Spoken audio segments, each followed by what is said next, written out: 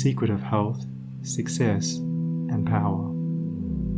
We all remember with what intense delight, as children, we listened to the never-tiring fairy tale. How eagerly we followed the fluctuating fortunes of the good boy or girl, ever protected in the hour of crisis from the evil machinations of the scheming witch, the cruel giant, or the wicked king.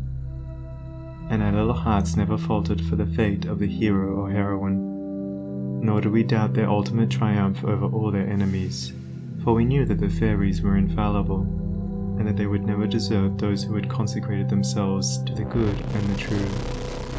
And what unspeakable joy pulsated within us when the fairy queen, bringing all her magic to bear at the critical moment, scattered all the darkness and trouble, and granted them the complete satisfaction of all their hopes, and they were happily ever after. With the accumulating years and an ever-increasing intimacy with the so-called realities of life, our beautiful fairy world became obliterated, and its wonderful inhabitants were relegated, in the archives of memory, to the shadowy and unreal. And we thought we were wise and strong in thus leaving forever the land of childish dreams. But as we re-become little children in the wondrous world of wisdom, we shall return again to the inspiring dreams of childhood, and find that they are, after all, realities.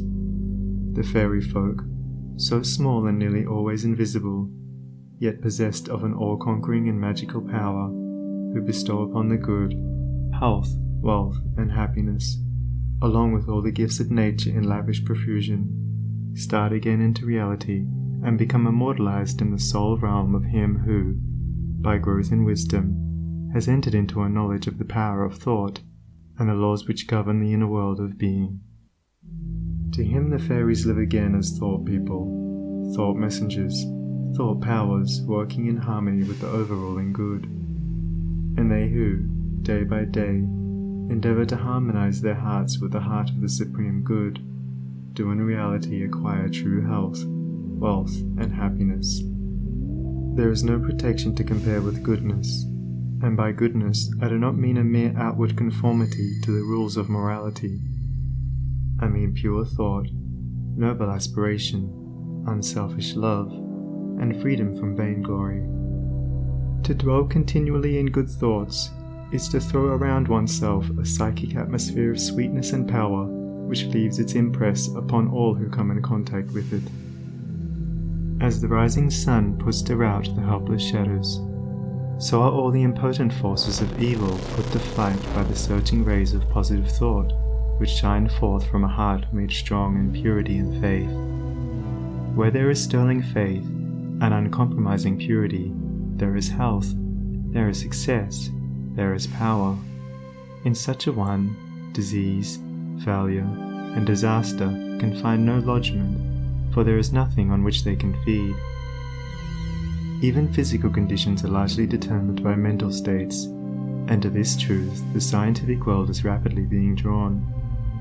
The old, materialistic belief that a man is what his body makes him is rapidly passing away, and is being replaced by the inspiring belief that a man is superior to his body, and that his body is what he makes it by the power of thought. Men everywhere are ceasing to believe that a man is despairing because he is dyspeptic, and are coming to understand that he is dyspeptic because he is despairing.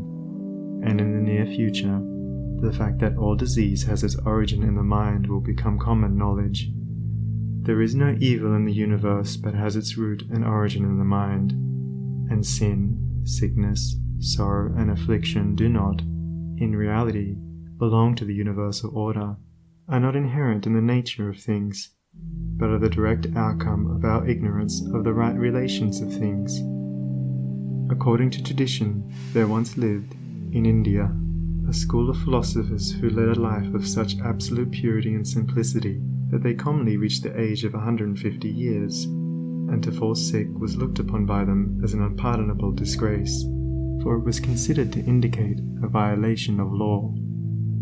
The sooner we realize and acknowledge that sickness, far from being the arbitrary visitation of an offended God, or the test of an unwise providence, is the result of our own error or sin, the sooner we shall enter upon the highway of health. Disease comes to those who attract it, to those whose minds and bodies are receptive to it, and flees from those whose strong, pure, and positive thought sphere generates healing and life-giving currents. If you are given to anger, worry, jealousy, greed, or any other inharmonious state of mind and expect perfect physical health, you're expecting the impossible, for you are continually sowing the seeds of disease in your mind. Such conditions of mind are carefully shunned by the wise man, for he knows them to be far more dangerous than a bad drain or an infected house. If you would be free from all physical aches and pains, and would enjoy perfect physical harmony, then put your mind in order and harmonize your thoughts.